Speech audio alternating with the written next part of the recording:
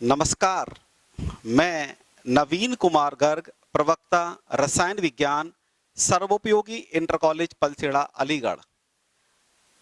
राष्ट्रीय शिक्षा नीति 2020 के अंतर्गत प्रमुख बिंदुओं पर चर्चा करने के लिए उपस्थित हूँ। साथियों, आज़ादी के बाद पहली शिक्षा नीति सन 1968 में घोषित हुई थी। उसके पश्चात दूसरी शिक्षा नीति 1986 में लागू हुई। 1986 के बाद लगभग 34 वर्षों के बाद राष्ट्रीय शिक्षा नीति में बदलाव किया गया है। 1968 और 1986 के बाद नई राष्ट्रीय शिक्षा नीति वर्तमान शिक्षा नीति 1986 का स्थान लेगी। यानी अब जो शिक्षा नीति है ये 1986 से जो हमारी शिक्षा नीति चल रही है उसका स्थान लेगी। प्रधानमंत्री जी की अध्यक्षता वाली केंद्रीय कैबिनेट ने राष्ट्रीय शिक्षा नीति 2020 को मंजूरी दी थी। केंद्रीय मंत्रिमंडल ने 29 जुलाई 2020 को मंजूर की गई नई राष्ट्रीय शिक्षा नीति 2020, इसको NEP 2020 भी कहा जाता है, में कई बड़े बदलाव किए गए हैं, जिनमें शीर्ष विदेशी यूनिवर्सिटीज को भारत में कैंपस स्थापित करने के लिए अनुमति देना एक बड़ा कदम शामिल है। नई राष्ट्रीय शिक्षा नीति का प्रमुख उद्देश्य है भारत को वैश्विक ज्ञान महाशक्ति बनाना। साथियों, नई राष्ट्रीय शिक्षा नीति 2020 का उद्देश्य है उच्च शिक्षा व्यवस्था में इंफॉर्मेशनल रिफॉर्म लाना। इसरो के प्रमुख रहे डॉक्टर के कस्तूरी रंगन जी की अध्यक्षता वाली समिति ने नई राष्ट्रीय शिक्षा नीति का मसौदा तैयार किया है। नई राष्ट्रीय शिक्षा नीति 2020 के माध्यम से हम भारत को गुणवत्तापरक, नवाचार युक्त, प्रौद्योगिकी युक्त और भारत केंद्रित शिक्षा दे पाने में सफल होंगे। मानव संसाधन विकास मंत्रालय का नाम अब शिक्षा मंत्रालय कर दिया गया है और मानव संसाधन विकास मंत्री अब शिक्षा मंत्री कहलाएंगे। नई राष्ट्रीय शिक्षा नीति 2020 के कुछ प्रमुख बिंदु इस प्रकार हैं। शिक्षकों के साथ साथ अभिभावकों को भी जागरूक करने पर जोर। प्रत्येक छात्र की क्षमताओं को बढ़ावा देना प्राथमिकता होगी। वैचारिक समझ पर जोर होगा। रचनात्मकता और महत्वपूर्ण सोच को बढ़ावा मिलेगा। छात्रों के लिए कला और विज्ञान के बीच कोई कठिनाई और अलगाव नहीं होगा। नैतिकता, संवैधानिक मूल्य पाठ्यक्रम का प्रमुख हिस्सा होंगे। साथियों, स्कूल छोड़ चुके बच्चों को वापस लाने के मकसद से अब संरचनात्मक सहयोग और नवाचार युक्त शैक्षणिक केंद्रों की व्यवस्था पर जोर दिया जाएगा। विद्यालय छोड़ चुके लगभग 2 करोड़ बच्चों को मुख्य धारा में लाने का लक्ष्य नई राष्ट्रीय शिक्षा नीति के अंतर्गत रखा गया है। शिक्षा के औपचारिक और अनौपचारिक मोड को अपनाना नई राष्ट्रीय शिक्षा नीति की विशेषता है। स्कूल शिक्षा का बदला पैटर्न। नई राष्ट्रीय शिक्षा नीति 2020 में स्कूल शिक्षा किस प्रकार बदली है, हम इसके बारे में जानते हैं। पहले क्या होता था, अब तक जो वर्तमान शिक्षा नीति चल रही है ये 10+2 सिस्टम पर आधारित है, लेकिन जो अब हमारा नया मॉड्यूल हो गया वो होगा 5+3+3+4 सिस्टम। क्या है यह सिस्टम, इसको हम विस्तार पूर्वक जानते हैं। नई राष्ट्रीय शिक्षा नीति में 10+2 के फॉर्मेट को पूरी तरह खत्म कर दिया गया है। अभी तक हमारे देश में स्कूली पाठ्यक्रम 10+2 के हिसाब से चलता है, लेकिन अब यह 5+3+3+4 के हिसाब से होगा।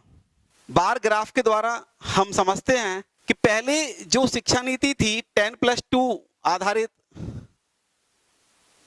उसमें 6 वर्ष से 16 वर्ष तक के बच्चों को 10th क्लास तक पढ़ाया जाता था, जिसमें प्री प्राइमरी लेवल नहीं होता था।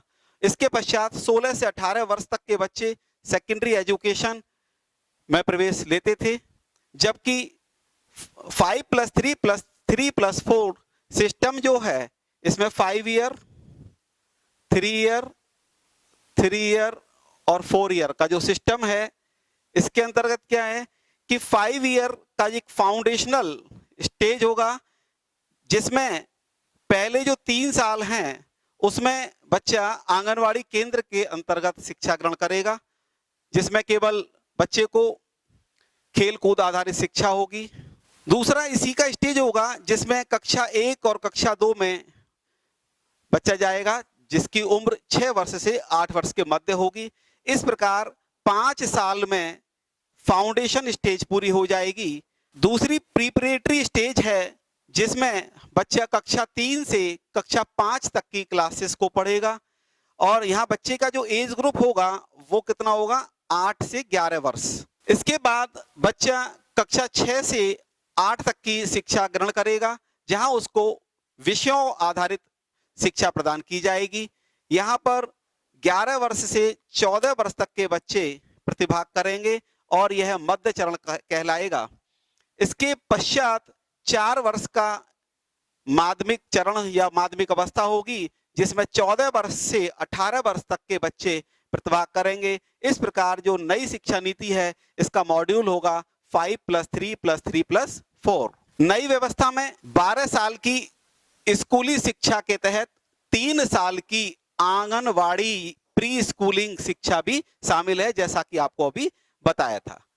स्कूल व्यवस्था के 10+2 संरचना के स्थान पर अब कौन सी होगी, अब होगी 5+3+3+4, जिसमें 3 वर्ष से 8 वर्ष तक के लिए 5, 8 से 11 वर्ष के लिए 3, 11 से 14 वर्ष के लिए फिर 3 और 14 से 18 वर्ष के लिए 4। इस प्रकार जो मॉड्यूल होगा अब क्या होगा, 5+3+3+4। फाउंडेशन स्टेज के बारे में और विस्तार पूर्वक चर्चा करते हैं। पहले 3 साल बच्चे आंगनवाड़ी में प्री स्कूलिंग शिक्षा लेंगे, फिर अगले 2 साल में कक्षा 1 और 2 बच्चे स्कूल में पढ़ेंगे। मोटे तौर पर हम कहें एक्टिविटी आधारित शिक्षण पर ध्यान रहेगा। इसमें 3 से 8 साल तक की आयु के बच्चे कवर होंगे। इस प्रकार पढ़ाई के पहले 5 साल का चरण पूरा होगा, जिसे फाउंडेशन स्टेज कहा गया है। प्रीपरेटरी स्टेज, यह 5+3+3+4 सिस्टम का दूसरा चरण होगा। इस चरण में कक्षा 3 से 5 तक की पढ़ाई होगी। इस दौरान प्रयोगों के जरिए बच्चों को विज्ञान, गणित, कला इत्यादि की पढ़ाई कराई जाएगी। 8 वर्ष से 11 वर्ष तक के बच्चों को इसमें कवर किया जाएगा। इस प्रकार जो सेकंड जो हमारा स्टेज है, प्रीपरेटरी स्टेज, ये पूरा हो जाएगा। इसके अंतर्गत खेलकूद और अन्य गतिविधियों की पढ़ाई होगी। कक्षा 3 से 5 की पढ़ाई से छात्रों का भविष्य तैयार होगा। विज्ञान, गणित, कला और सामाजिक विज्ञान जैसे विषय इसमें पढ़ाए जाएंगे कक्षा 3 से कक्षा 5 तक। साथियों, 5वीं तक की जो पढ़ाई होगी वो मातृभाषा मीन्स मदर टंग में ही होगी, जहां तक संभव है। नई शिक्षा नीति में बच्चों का तनाव कम करने और छात्रों को ज्यादा से ज्यादा सहूलियत देने के लिए कई बड़ी बातें इस शिक्षा नीति में कही गई हैं। कक्षा 5वीं तक और जहां तक संभव हो सके 8वीं तक मातृभाषा में ही शिक्षा उपलब्ध कराई जाएगी। अंग्रेजी को केवल एक विषय के तौर पर पढ़ाया जाएगा। तीसरा चरण है इस शिक्षा नीति का, जिसे मिडिल स्टेज के रूप में जाना जाता है। यहाँ पर कक्षा 6 से 8 तक की कक्षाओं की पढ़ाई होगी और इसमें 11 वर्ष से 14 वर्ष तक की उम्र के बच्चे कवर किए जाएंगे। इन कक्षाओं में विषय आधारित पाठ्यक्रम पढ़ाया जाएगा। कक्षा 6 से ही छात्रों में कौशल विकास को बढ़ावा दिया जाएगा। इसके लिए विशेष तौर पर वोकेशनल कोर्स शुरू किए जाएंगे। इसके लिए इच्छुक छात्रों को कक्षा 6 के बाद या कक्षा 6 से ही इंटर्नशिप कराई जाएगी और इसके अलावा संगीत और कला को भी बढ़ावा दिया जाएगा। इस तरह की एक्टिविटीज जैसे कि आपको कलमदान बनाना है या कोई वेस्ट मटेरियल से कोई सामान बनाना है या साइंस आधारित को प्रयोग करना है, ये इस तरह की एक्टिविटीज इस चरण में शामिल की गई हैं, जिसे कक्षा 6 से 8 तक के मध्य कराया जाएगा। छात्रों की विश्लेषण क्षमता को बढ़ाया जाएगा, इंक्रीज किया जाएगा कि उनकी जो विश्लेषण क्षमता है वो कैसे बढ़े, उसके लिए उनको विभिन्न प्रकार की एक्टिविटीज के जरिए हम इसको बढ़ाएंगे। कक्षा 6 से ही कंप्यूटर कोडिंग सीख सकेंगे बच्चे, विभिन्न प्रकार के ऐप बनाना, उनका निर्माण करना इसी के अंतर्गत आएगा। कक्षा 6 के बाद बच्चे इंटर्नशिप कर सकेंगे और जब विशेष रुचि होगी तो उन बच्चों को प्रैक्टिकल ट्रेनिंग मिलेगी और प्रैक्टिकल ट्रेनिंग के बाद क्या होगा, उनको एक सर्टिफिकेट एक संस्था के द्वारा प्रोवाइड किया जाएगा, जिससे कि वे रोजगार परक शिक्षा ग्रहण कर पाएंगे। स्कूली शिक्षा के अंतर्गत सेकेंडरी स्टेज में माध्यमिक स्कूलों में कला, वाणिज्य, विज्ञान स्ट्रीम का कोई कठोर पालन नहीं होगा। अब तक क्या होता था, साइंस वर्ग होता है यानी विज्ञान वर्ग होता है, मानविकी वर्ग होता है या वाणिज्य वर्ग होता है या कृषि वर्ग होता है, इस तरह से डिस्ट्रीब्यूशन स्ट्रीम्स के किए गए हैं। लेकिन जो न्यू एजुकेशन पॉलिसी 2020 की आई है, इसमें इस तरह का कोई कठोर पालन नहीं होगा। अब छात्र जो भी पाठ्यक्रम चाहे वो ले सकते हैं, अर्थात स्कूलों से स्ट्रीम सिस्टम खत्म। आर्ट्स का छात्र बायोलॉजी की पढ़ाई भी कर सकेगा, कॉमर्स का छात्र इतिहास भी पढ़ सकेगा। अब क्या करेंगे, खास पूल बना देंगे और पूल बनाने के बाद विषय चुनने की उसको आजादी होगी। ये पूल कैसे संभव है, पूल होगा स्कूल में कौन कौन से विषय उपलब्ध हैं उसके आधार पर पूल बनाए जाएंगे और पूल बनाने के बाद छात्रों को उसकी शिक्षा दी जाएगी। कक्षा 9 से 12 तक की पढ़ाई 2 चरणों में होगी, जिनमें विषयों का गहन अध्ययन कराया जाएगा। विषयों को चुनने की पूरी तरह से आजादी होगी। बच्चा कोई भी विषय, आर्ट या geography, chemistry, biology, language, math, history, इस तरह से विषय उसकी इच्छा के अनुसार वो ले सकता है। नई राष्ट्रीय शिक्षा नीति की एक सबसे प्रमुख विशेषता है ई पाठ्यक्रम को बढ़ावा देने के लिए एक राष्ट्रीय शैक्षिक टेक्नोलॉजी फोरम, राष्ट्रीय शैक्षिक technology forum NETF national education technology forum बनाया जाएगा, जिसके लिए वर्चुअल लैब विकसित की जा रही हैं। हिंदी और अंग्रेजी के अलावा जो 8 क्षेत्रीय भाषाएं हैं उनमें ई कोर्स किया जा सकता है। सभी भारतीय भाषाओं के संरक्षण, विकास और उन्हें जीवंत बनाने के लिए नई शिक्षा नीति में पाली, फारसी, प्राकृत भाषाओं के लिए अनुवाद संस्थान की स्थापना की जा रही है। लड़कियों के लिए लैंगिक शिक्षा कोष की बात राष्ट्रीय शिक्षा नीति 2020 के अंतर्गत कही गई है। तकनीक के माध्यम से दिव्यांगजनों में शिक्षा को बढ़ावा दिया जाएगा। यह राष्ट्रीय शिक्षा नीति 2020 के अंतर्गत विशेष फोकस इस बात पर किया जा रहा है कि जो हमारे दिव्यांग स्टूडेंट होते हैं वो इस महासमर में कहीं पीछे ना छूट जाएं, वे भी सभी के साथ कदम से कदम मिलाकर चलते रहें। इसलिए उन्हें तकनीकी माध्यम से शिक्षा को बढ़ावा दिया जाएगा। 10वीं और 12वीं की बोर्ड परीक्षाएं आसान होंगी। 10वीं एवं 12वीं की बोर्ड परीक्षाओं के महत्व को कम किया जाएगा।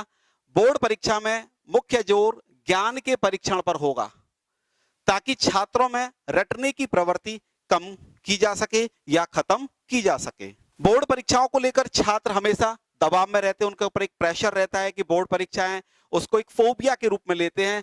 तो उसको ज्यादा अंक लाने के चक्कर में वे क्या हो जाता है, कोचिंग पर निर्भर हो जाते हैं। लेकिन भविष्य में इससे उन्हें मुक्ति मिल जाएगी, ऐसा राष्ट्रीय शिक्षा नीति 2020 के अंतर्गत प्रावधान किया गया है। विभिन्न राज्य बोर्ड आने वाले समय में बोर्ड परीक्षाओं के प्रैक्टिकल मॉडल को तैयार करेंगे। ये डिपेंड करेगा कि राज्य का जो बोर्ड है वो किस प्रकार इन बोर्ड परीक्षाओं को लेंगे, जैसे वार्षिक या सेमिस्टर या मॉड्यूलर बोर्ड परीक्षाएं, ये डिपेंड करेगा राज्य बोर्ड पर। बोर्ड परीक्षाएं 2 भागों में या 2 तरह से, जैसे वास्तुनिष्ठ है और व्याख्यात्मक भी हो सकती हैं। नई शिक्षा नीति के तहत कक्षा 3, कक्षा 5 और कक्षा 8 में भी परीक्षाएं होंगी स्कूल स्तर पर, जबकि 10वीं और 12वीं की बोर्ड परीक्षाएं बदले स्वरूप में की जाएंगी। रिपोर्ट कार्ड बच्चे का पोर्टफोलियो होगा। बच्चों के रिपोर्ट कार्ड के स्वरूप में बदलाव करते हुए समग्र मूल्यांकन पर आधारित रिपोर्ट कार्ड की बात कही गई है। हर कक्षा में जीवन कौशल परखने पर जोर होगा, ताकि जब बच्चा 12वीं कक्षा में निकलेगा तो उसके पास पूरा पोर्टफोलियो होगा। इसके अलावा पारदर्शी और ऑनलाइन शिक्षा को आगे बढ़ाने पर जोर दिया गया है। साथियों, इस बात पर विशेष ध्यान देना है कि ऑनलाइन शिक्षण से अब आप अछूते नहीं रहेंगे। ऑनलाइन शिक्षण जीवन का एक आवश्यक अंग बन जाएगा किसी भी शिक्षक के लिए। स्कूलों में बच्चों की परफॉर्मेंस का आकलन किस प्रकार होगा? नई शिक्षा नीति के तहत बच्चों की परफॉर्मेंस का आकलन करने के लिए कई बदलाव किए गए हैं। बच्चों का रिपोर्ट कार्ड में कैसे बदलाव होगा? 3 स्तर पर आकलन किया जाएगा। पहला, एक तो स्वयं छात्र के द्वारा। पहला कौन करेगा? छात्र करेगा। दूसरा कौन करेगा? उसका सहपाठी करेगा। और तीसरा कौन करेगा? उसका शिक्षक करेगा। इस प्रकार जो मूल्यांकन होगा वो त्रिस्तरीय हो जाएगा। इसमें छात्र, उसका सहपाठी और शिक्षक, इसको आधार बनाया गया है। कक्षा 9 से 12 तक सेमेस्टर सिस्टम में परीक्षाएं होंगी, अर्थात हर 6 महीने पर एक परीक्षा होगी। दोनों सेमेस्टर के नंबर जोड़कर रिजल्ट बनाया जाएगा। छात्र के व्यवहार, एक्स्ट्रा करिकुलर एक्टिविटीज पर ध्यान दिया जाएगा। रिपोर्ट कार्ड 360 डिग्री असेसमेंट के आधार पर बनेगा और सारी बातों को ध्यान में रखकर ही रिजल्ट तैयार किया जाएगा। नई राष्ट्रीय शिक्षा नीति बेरोजगार तैयार नहीं करेगी। नई राष्ट्रीय शिक्षा नीति बेरोजगार तैयार नहीं करेगी, बल्कि स्कूल में ही बच्चे को नौकरी के लिए जरूरी प्रोफेशनल शिक्षा दी जाएगी। यह नई राष्ट्रीय शिक्षा नीति की प्रमुख विशेषता है कि नई राष्ट्रीय शिक्षा नीति के पश्चात कोई बच्चा बेरोजगार नहीं रहेगा, बल्कि स्कूल में ही उसको नौकरी से रिलेटेड जो भी प्रोफेशनल शिक्षा है वो उसको दे दी जाएगी। एनसीईआरटी 8 वर्ष तक की उम्र के बच्चों के लिए national curricular and pedagogical framework for early childhood care and education NCPFECCE विकसित करेगा। साथियों, स्टैंडर्ड सेटिंग निकाय के तौर पर एक नेशनल असेसमेंट सेंटर परख बनाया जाएगा जो बच्चों के सीखने की क्षमता का समय समय पर परीक्षण करेगा। परख means performance assessment, review and analysis of knowledge for holistic development.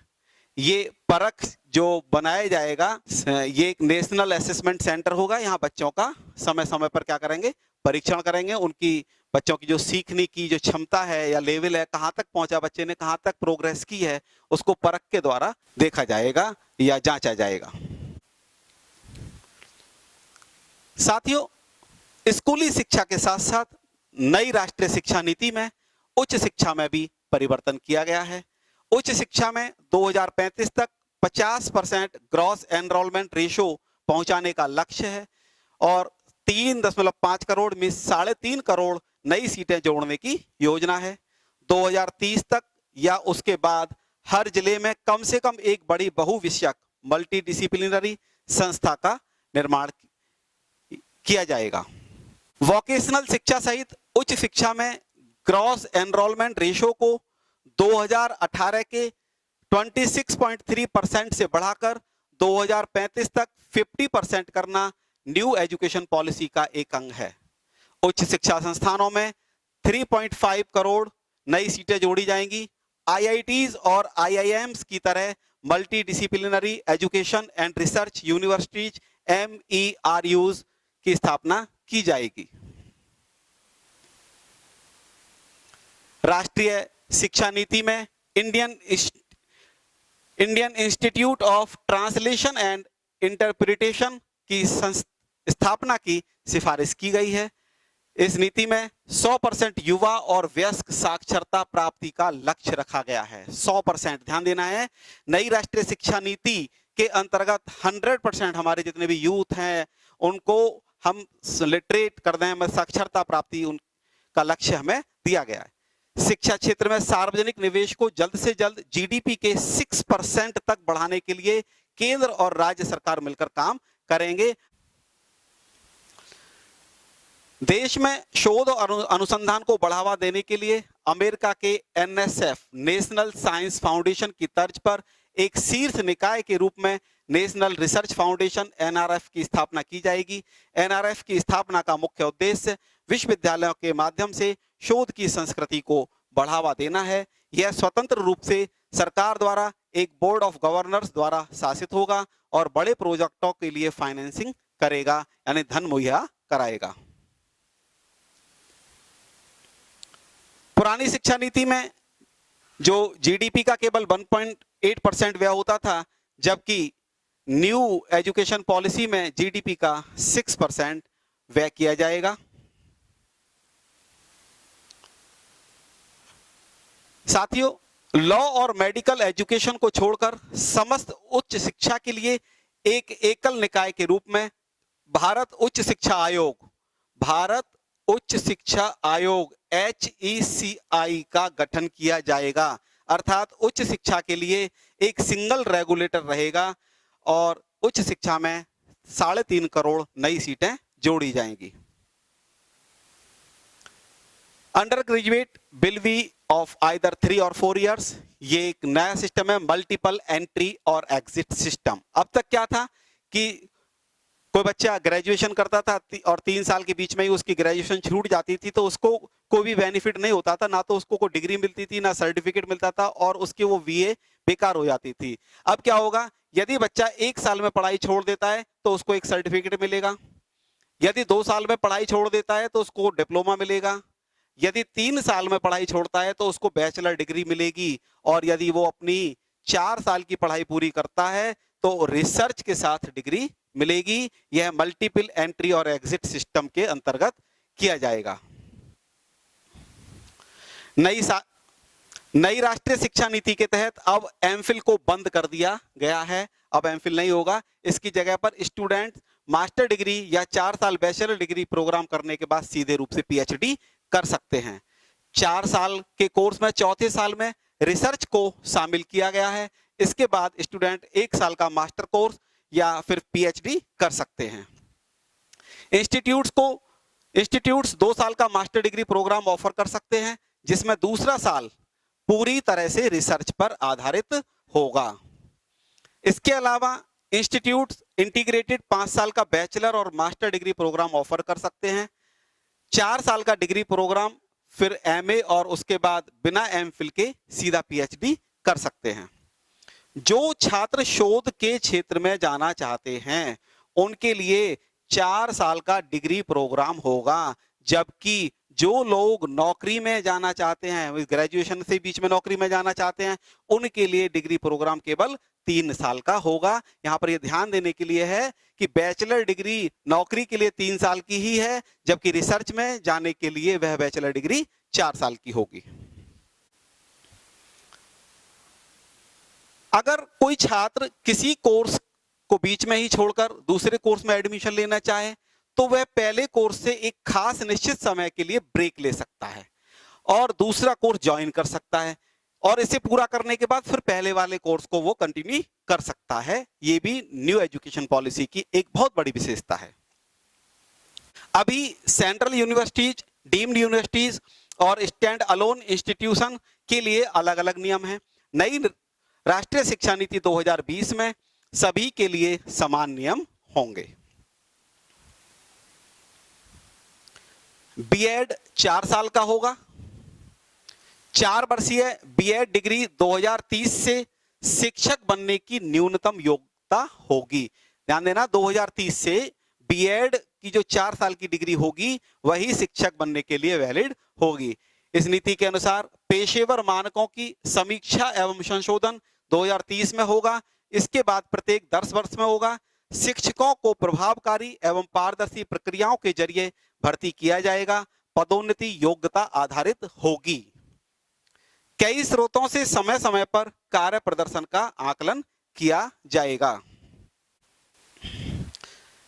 नई राष्ट्रीय शिक्षा नीति 2020 के प्रमुख बिंदुओं पर आपसे चर्चा करने के उपरांत मैं सर्वप्रथम आभार व्यक्त करूंगा हमारे मंडलीय संयुक्त शिक्षा निदेशक श्री जितेंद्र कुमार जी मलिक का। इसके पश्चात हमारे जिला विद्यालय निरीक्षक डॉक्टर धर्मेंद्र शर्मा जी तथा समन्वयकर्ता डॉक्टर संजय कुमार जी, प्रधानाचार्य लाल बहादुर शास्त्री इंटर कॉलेज इंग्लास, अलीगढ़। धन्यवाद, नमस्कार।